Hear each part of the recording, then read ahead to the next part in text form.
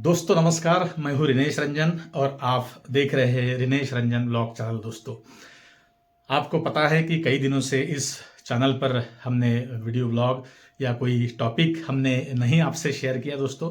तो थोड़ा सा हेल्थ इशू था, इसलिए काफ़ी दिनों के बाद हम आपके समक्ष पेश हो रहे हैं दोस्तों।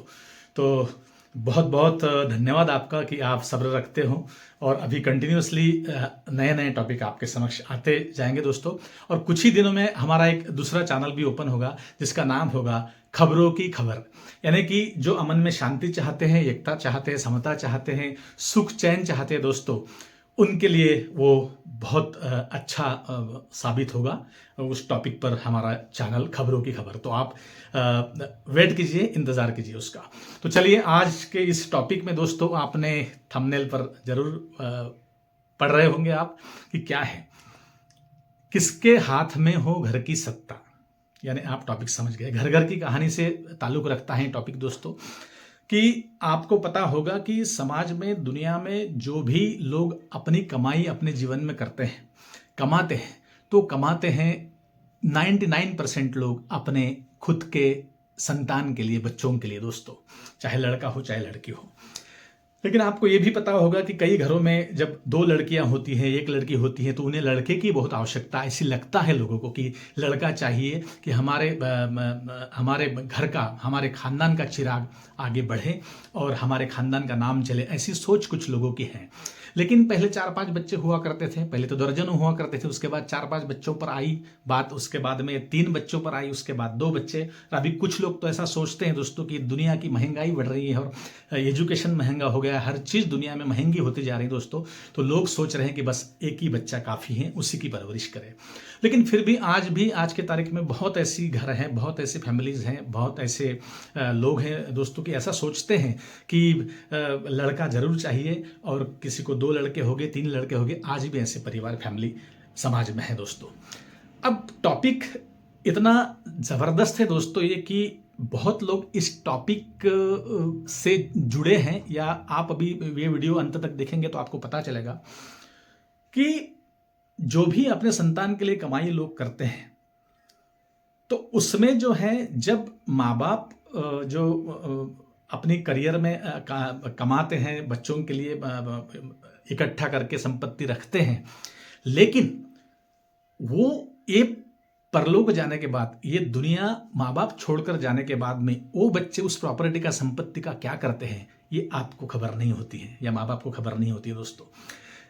इसी में माँ बाप कौन सी गलती करते हैं और कौन सी ऐसी भूल करते हैं कि जो अपने संपत्ति का वारिसदार, यानी कि घर का चालक, यानी कि घर की सत्ता किस बेटे के हाथ, किस बेटी के हाथ सौंपना चाहिए, ये बहुत बड़ी भूल बहुत से घरों में माँ बाप करते हैं दोस्तों।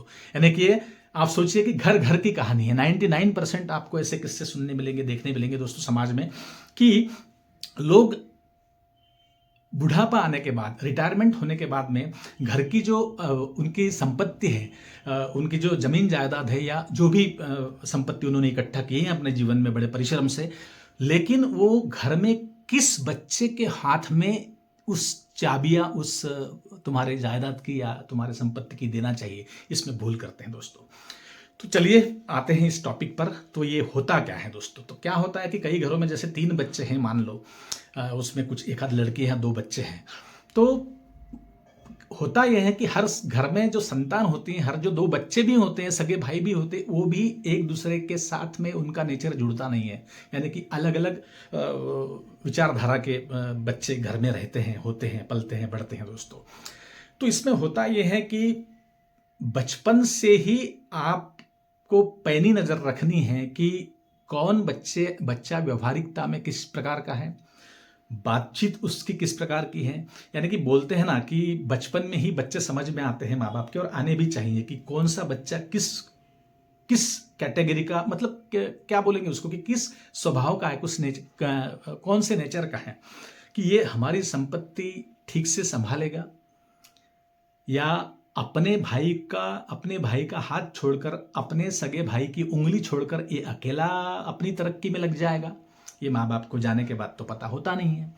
लेकिन इसमें माँ और बाप दोनों को ये बहुत सोचने वाली बात है दोस्तों कि यदि आपने गलत बच्चे के पास में, अब कोई अपने बच्चे को गलत तो बोलता नहीं है, गलत स्वभाव के बच्चे के पास में या गलत जो जिसका व्यवहार ठीक नहीं है, जिसका सभी को फैमिली में लेकर चलने की जिसकी मंशा नहीं है, वो बच्चे के हाथ में यदि तुम्हारे संपत्ति की चाबियां चली गई तो बहुत बड़ा नुकसान, बहुत ज़्यादा परिवार इस समाज में भुगत रहे हैं दोस्तों। कि कई परिवार ऐसे बर्बाद हो गए, कई परिवार ऐसे रास्ते पर आ गए कि बहुत ज़्यादा संपत्ति माँ बाप ने कमा कर रखी है, जो भी कमा कर रखी है उसमें से एक पाही भी बचा नहीं सके। ऐसे बच्चे कई घरों में हैं दोस्तों। अब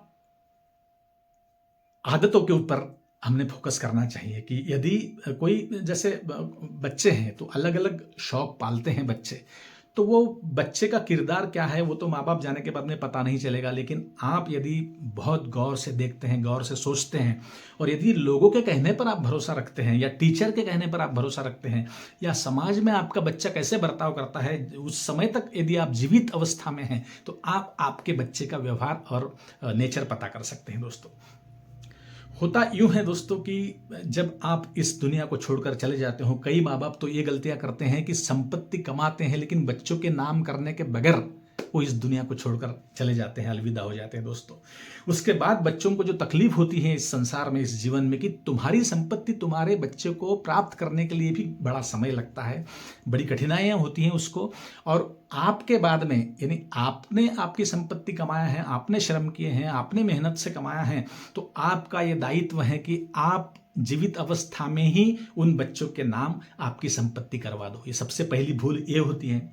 दूसरी भूल ये होती है दोस्तों कि यदि कोई बड़ा बच्चा घर में है तो उसके हाथ में यदि चाबियां आपने दे दी, आपने अधिकार दे दिया, आपका उत्तराधिकारी आपने उसको चुन लिया, तो उसे आपको ये बताना होगा, उसे ये इंश्योर करना होगा कि बेटा आपके पीछे बहन है, भाई है या पूरा परिवार जो भी है, उसको छोड़कर आपको कहीं जाना नहीं है। आपके बारे में, स्वयं के बारे में भी सोचना है और आपके परिवार के बारे में भी सोचना है। यह आपको बताकर इस दुनिया से अलविदा होना है दोस्तों। ये बात आप ध्यान में रखिए। कई घर ऐसे हैं कि बड़े भाई के हाथ में सत्ता है, और यदि आने वाली बहू यानी बड़े भाई की, बड़े लड़के की मिसेस यानी आपकी बड़ी बहू, यदि उसको वो दोनों के नेचर में समानता हो या घर का हित वो लड़की चाहती हो, आपका लड़का चाहता हो, दोनों यदि चाहते हैं तो छोटे भाइयों को, छोटे बहनों को लेकर वो परिवार आगे बढ़ता है दोस्तों। और कई घर ऐसे हैं कि बच्चों ने यानी आपके बच्चे ने और आपके बड़े बहू ने इतना घर संभाल लिया है कि समाज में उन्होंने इतना नाम कमाया कि आप अलविदा होने के बाद भी, इस दुनिया को छोड़कर जाने के बाद भी, कुछ बच्चों ने अपने माँ बाप का नाम रोशन किया दोस्तों। माँ बाप की प्रॉपर्टी को वैसे ही रखकर अपनी संपत्ति इकट्ठा करने में कुछ बच्चे लगे रहते हैं तो वो घर अवश्य सामने जाते हैं दोस्तों। तो ये बात आप मैं तो बोलूँगा कि कान खोलकर सुन लो कि जिनके घर में एक से ज़्यादा बच्चे हैं उन्हें सबसे पहले दोस्तों केयर करना है। आपको नहीं पता कि दर्जनों ऐसे केसेस हैं जो कोर्ट में दर्ज हैं आज भी। किसी बहनों ने कुछ अप्लाई किया हुआ है प्रॉपर्टी के लिए, कोई भाई ने कोई मुकदमा दर्ज किया है अपने भाई के नाम से। ऐसे दर्जनों केसेस दोस्तों कोर्ट में मिलेंगे आपको। तो क्यों ये तकलीफ होनी चाहिए? जब आप आपके बच्चों के लिए कमाते हैं तो आपका दायित्व है कि उन बच्चों को आपकी संपत्ति सुपुर्द करके आप इस दुनिया से जाएंगे दोस्तों। आप जाने के बाद में क्या क्या परेशानियां झेलना पड़ता है परिवार को, फैमिली को, ये बहुत बुरी बात है। और किसी भी व्यक्ति को मैं तो बोलता हूं कि 60, 70, 80% लोग ऐसे हैं कि वो उन्हें उनका बुढ़ापा भी आ जाता है, वो अपने एक पड़ाव पर चले जाते हैं उम्र के, फिर भी वो अपनी चाबियां किसी को देने के लिए तैयार नहीं रहते। तो नुकसान आपका है ये आपको पता नहीं चलेगा, लेकिन आपके बच्चे ये नुकसान जरूर भुगतेंगे दोस्तों, ये ध्यान में रखना आप। और अब जो दूसरी बात हमने बताया कि चाबी आपको किसके हाथ में देनी चाहिए, इसके लिए आपके बच्चे आपको पता होना बहुत आवश्यक है। मैं यकीन के साथ कहता हूँ, दावे के साथ कहता हूँ, अनुभव से कहता हूँ आपको, और आपको भी ये पता होगा कि एक फैमिली में जो पैदा होते हैं बच्चे, वो एक समान नेचर के, एक स्वभाव के नहीं होते हैं। इसलिए आपको उनके ऊपर, उनके परवरिश जब करते हो आप, जब उन्हें संभालते हो आप, बचपन से बड़ा करते हो, शिक्षा देते हो, तो उन्हें इस प्रकार के संस्कार भी आपको ही देना पड़ेगा, वो बाहर के लोग नहीं देंगे दोस्तों। कि आपके छोटे भाई हैं, आपकी बहनें हैं, उन्हें संभाल कर आपको ज़िंदगी में आगे बढ़ना है। या तो आप जाने से पहले, इस दुनिया को छोड़कर जाने से पहले आपके बच्चों को अपनी चाबियां आप दे दीजिए या उनका बंटवारा आप आपके नज़रों के सामने कर दीजिए। तो यही एक टॉपिक था दोस्तों कि सत्ता घर में किसको सौंपना चाहिए। बहुत सारे माँ बाप ये भूल करते हैं और कई परिवार ऐसे हैं, कई फैमिलीज ऐसे हैं दोस्तों कि वो आज रास्ते पर आ गए हैं। किसी भाई ने किसी का कोई भी सोच विचार न करते हुए पूरे प्रॉपर्टी को बर्बाद कर दिया है, खुद भी रास्ते पर आ गए हैं और बाकी परिवार के लोगों को भी रास्ते पर वो लेकर आए हैं दोस्तों। तो आप भूल ना करें, यही हमारा एक टॉपिक था दोस्तों। अभी टॉपिक के बाद टॉपिक आपको जरूर इस चैनल पर देखने सुनने मिलेंगे दोस्तों। तो एक छोटी सी रिक्वेस्ट मेरी रहती है हमेशा कि चैनल पर नए होंगे तो आप सब्सक्राइब कर लो और चैनल को ज़्यादा से ज़्यादा इस वीडियो को आप शेयर करो दोस्तों, कि लोग जो हैं सतर्क हो जाएं दोस्तों। कभी कभी क्या होता है कि हमें हमारी बात हमारे घर की पता नहीं होती, दूसरों को पता होती है। वो यदि बोलते हैं, कुछ सलाह देते हैं, तो आप इस विषय में सुना करो, क्योंकि आप के नाम के साथ साथ आपके बच्चे जो हैं वो भी खुद रास्ते पर आ सकते हैं ये भूल करने के बाद में। तो सभी जितने भी माँ बाप हैं वो सतर्क हो जाएं।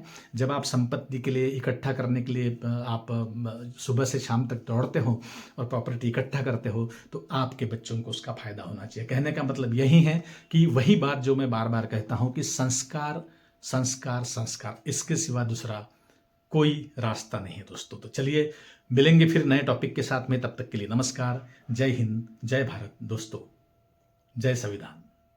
Thank you so much, bye bye.